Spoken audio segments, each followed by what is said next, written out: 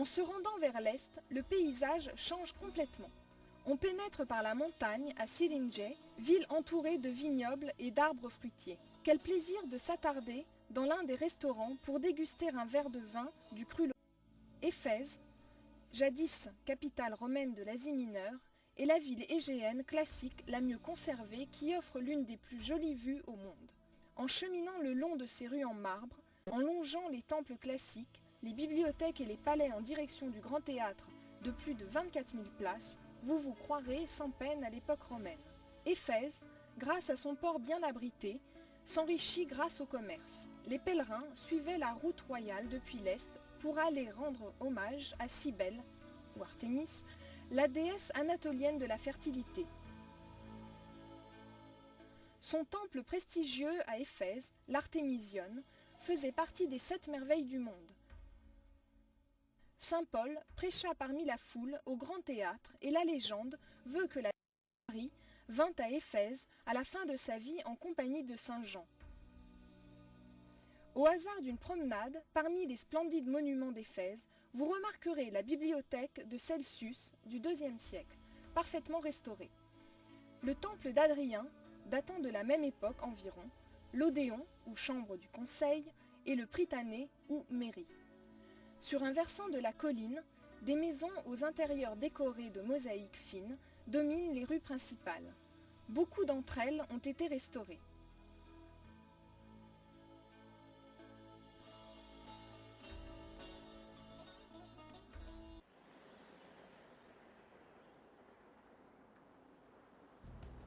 Située à 260 km au sud d'Izmir, Pamukkale a été pendant des milliers d'années une station thermale réputée et demeure l'une des destinations touristiques les plus célèbres de Turquie.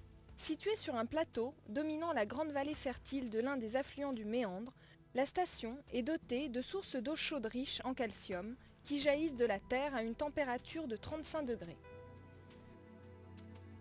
Tout au long de leur voyage, dans les nombreux canaux et fontaines, elles se rafraîchissent pour finalement tomber en cascade le long d'une colline abrupte en déposant leur calcium blanc, luisant, sous forme de travertins ou formations rocheuses de calcium. Ces formes originales, de pures roches blanches, sont appelées Pamukkale en turc, ce qui signifie château de coton.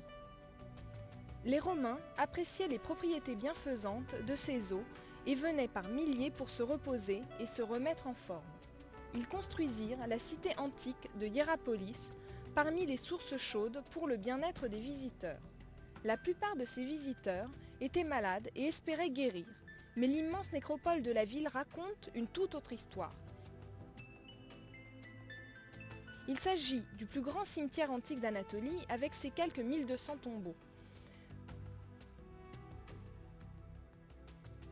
Parmi les personnes qui y sont enterrées se trouve l'apôtre Philippe, martyrisé à Hiérapolis au 1er siècle. La piscine sacrée et ses tambours surmontés de colonnes de marbre font partie des sites d'intérêt de Pamukkale.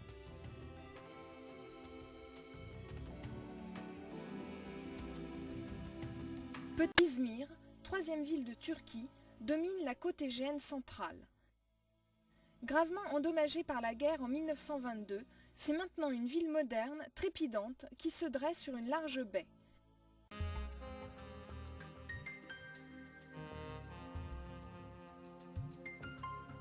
En Turquie, les rêves deviennent réalité. Nous appelons cela un voyage bleu, une croisière le long de la côte turquoise, la côte méditerranéenne turque.